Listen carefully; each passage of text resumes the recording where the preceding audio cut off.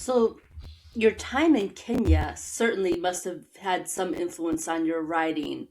I'm curious to hear you talk a little bit about that. Sure.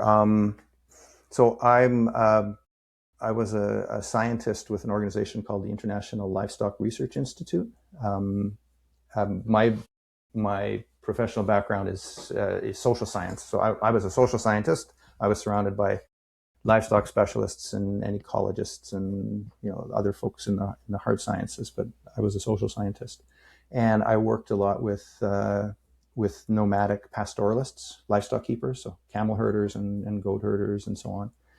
Um, I've got a short story now looking for a publisher that's set in Kenya. The novel that I'm working on now, which is the prequel to 5 Days Until Sunset. It's the novel set on Earth. It's about these colonists as they're about to get exiled. It's set partly in Kenya. And it was, Kenya was the most recent place in Africa I've lived. My first experience was in the Gambia. And so I've got one of my other short stories in my collection, Chasing New Suns, is set partly in the Gambia.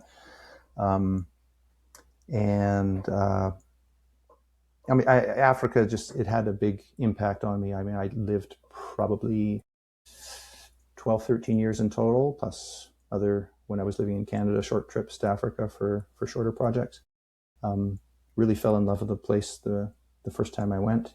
It's, even though I'm working in a slightly different field now, it's still a big part of my memory and who I am. I believe it. I can't imagine anyone going to Africa, especially Kenya and, South Africa, and not having have that really affect your viewpoint on just life on this planet, and just seeing the animal life there alone would be amazing.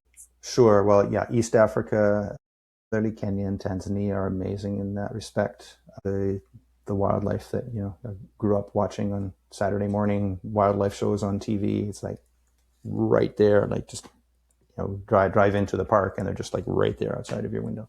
So that's amazing. My first attraction, my first my first experience in Africa was in the Gambia, a tiny little country in West Africa, and what I fell in love with there was the culture and the people, and just this so gregarious and friendly and outgoing.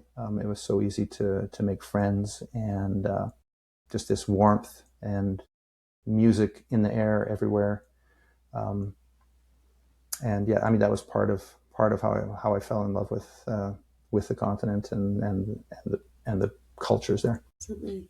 Now, your website had mentioned something, and I forget the details of it, but I remembered you commenting about apartheid.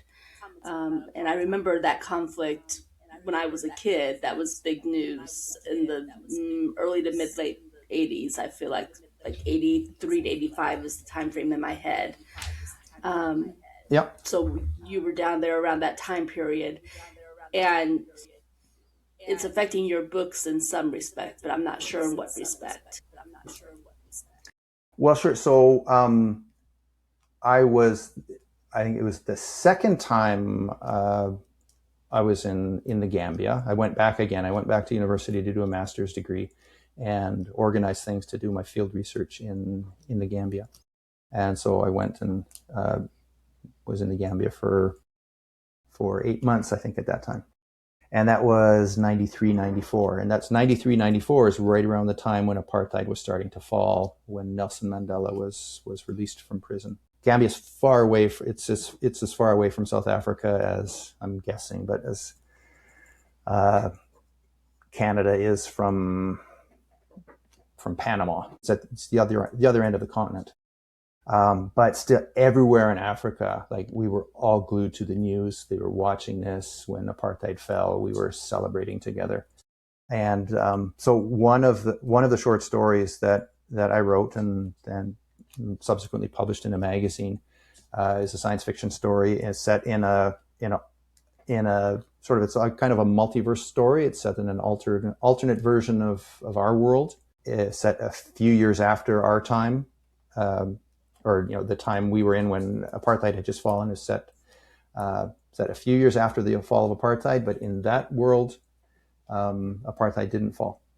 And the story is sort of about these different worlds in this multiverse starting to encounter each other, and a character in this world where you still had this horrible oppressive system getting a glimpse of a better world um, where we were starting to turn towards justice.